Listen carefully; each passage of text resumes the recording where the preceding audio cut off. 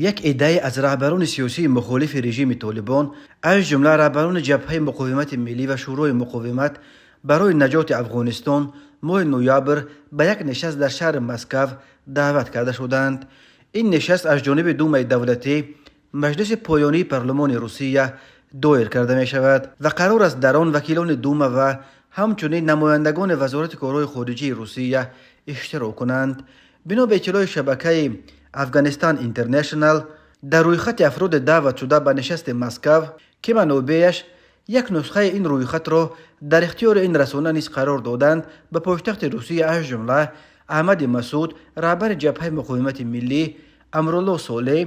معاون اول پرزیدنت قبلی افغانستان، عبدالله رئیس سابق شورای عالی مصالحه و حامد کرزی رئیس جمهوری پیشین افغانستان دعوت شدند. اینچنین از دیگر شخصیت‌های شناخته در بین دعوت شدگان به همایش مسکو فضل احمد معنوی، محمود سیقل، جیلانی مشکور و با شمار دیگر از مخالفین رژیم طالبان هستند. اما به گفته منابع آگاه، چند دیگر از رهبران مقاومت از جمله وزیر سابق امور خارجه افغانستان صلاح الدین ربانی و محمد محقق، یک رهبر ارشد هزاره‌ها، از اشتراک در این نشست مسکو خودداری کردند. یادآور می‌شویم جنبش تندرو طالبان ماه آگوست سال 2021 با استفاده از خروج نیروهای ائتلاف بین المللی از افغانستان،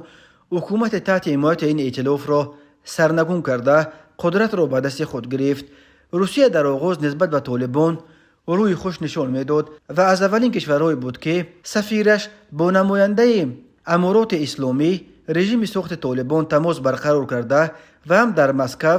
دیپلمات‌های حکومت قبلی افغانستان را از سفارت این کشور بیرون انداخته امور سفارت را به دست نمایندگان طالبان دادند. اما با گذشت 2 سال طوری به نظر می رسد مسکو از نائل شدنش به خواسته‌های خود از رژیم طالبان دلسر شده است و وقتهای آخر به مخالفین مسلح طالبان که قبلا به آنها مطلقاً پشت گردانیده بود اکنون کم کم رو آورده ایستاده است. از جمله ماه آگوست سال 2023 یک باره رهبران دو گروه عمده مخالفین مسلح طالبان، ضیا یاسین رهبر جبهه آزادی افغانستان در اول ماه و احمد مسعود رهبر جبهه مقاومت ملی افغانستان در پایان آگوست از مسکو بازدید کردند. همان وقت سرگئی میرانوف رئیس حزب روسیه با عدالت و وکیل دومای دولتی روسیه در ملاقاتش با احمد مسعود گفته بود که در تیر ماه سال 2023 دومای دولتی یک همایش گسترده را پیرامون افغانستان برگزار میکند و احمد مسعود را هم دعوت خواهد کرد. روسیه چند پیش در شهر قزان میزبان نشست